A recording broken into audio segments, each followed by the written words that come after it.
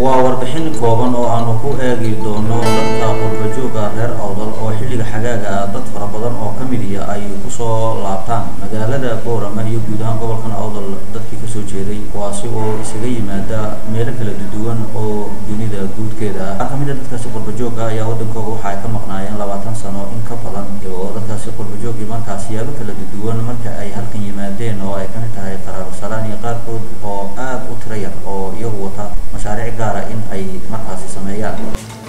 waxaan noo suurta gashay maanta in aanu dad qaar kamid ah dadka qurbajooga oo iyagu sanadkan aad moodo si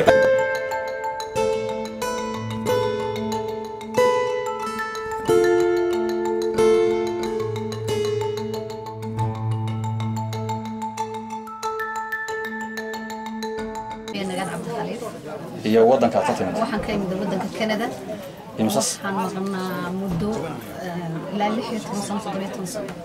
oo adan asal ahaan laga yaabo Boorama ka soo jeeda adan Boorama ka soo jeeda Boorama ku dhashay marka ma 16 sano ka maqnayd haya ka laba jeer laakiin ma horaan imid 2004 iyo imika maxay isbedel oo dareentay markaas wallahi waxaan arkay magaalada xoog ballaaran weynaatay ma sha Allah isbedel weyn oo ku dhacay dariiqyada wadooyinka la sameeyay wax badan oo la isbedelo markaa badan xaga gaadiidka ka hor gaadiidka laftiisu ma xumaa oo ku soo batay magaalada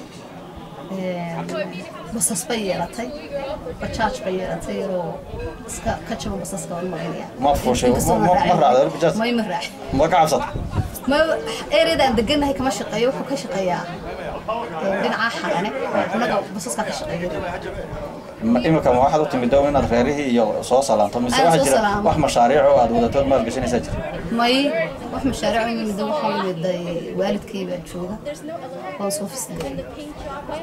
khayr baan ku rajaynayaa waxaan noo suurta gashay maanta in aanu dad qaar kamid ah dadka qurbajooga oo iyagu sanadkan aad moodo si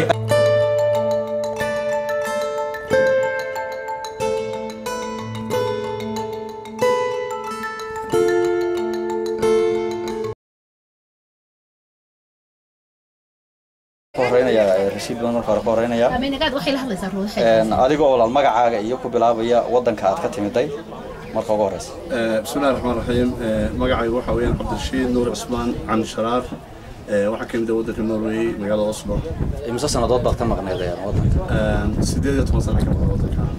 waxaan u maleynayaa markii ugu horeysay ma aha oo Boorama malaha ku soo noqnoqotaa maleynayaa ma aha oo 4 sano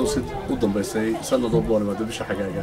iyadoo sidaa hadana tahay maxaa isbedel oo aad dareentay inta aad Boorama ku soo noqnoqonayso wallahi waxaan jiraa isbedel aad u weyn sanadka dambe waxaad arkaysaa magaalada soo kordhaysa bulshadu aad u soo kordhaysa inkastoo oran karo bishadii sanadka 2010 markii xididada doorashada حاجة لقالها مجال أهدو ورسالة لكن حاجة واحد دريم يسحب إنه وصدع بدنا يبدي. ما حاط دريم سوا وصدع كوي يبدي. يعني بسيط الدحية أي واحد كتر ما يسا إن حلقة سنة كهرة وسنة كهرة كون أحسن حاجة لقالها. مركز هذا مركز نعطي مدة ما إسقط الحسان وبعضه مدة يسوي مشاريع وعاد إن المال قشة هذا ركتيات سنة. أرت الله بعرف الوضع من مدة حويا وحلقة بس حياة كنت ما حاجة وحنا مدة عرفت يريك بعضي ساعة وصبرتان دركودي يدعو كذا. طلبات إيده روح هيد واحد في بريها بس عطين شير باش هكسو شير هبرع عفوا أي كورسيني حاجة شركة بركارة كاسو أن كتب جراشي ولا مكيرو وحقول بتشوكر باش هبرع عفوا النرويج كاسو كان حتى طبيعة طبيعة بشا حاجة ولا كوب شوكر بدك هنا قربجوجا محد سؤالنا هيدين واد مال قشان كرتان وحبات كسو صار كرتان مركا الإيجو ودن كان الأصل عنك سوي جديد. أردتس ما نقولش جا واحد كحول أنت هاي يعني قطة فكر بقضاء كل يوم واحد أمسنا هاي إن هاي مهم هاي إن ودن كويل ما نقولش ساعة استقبل الجدول ومصمم.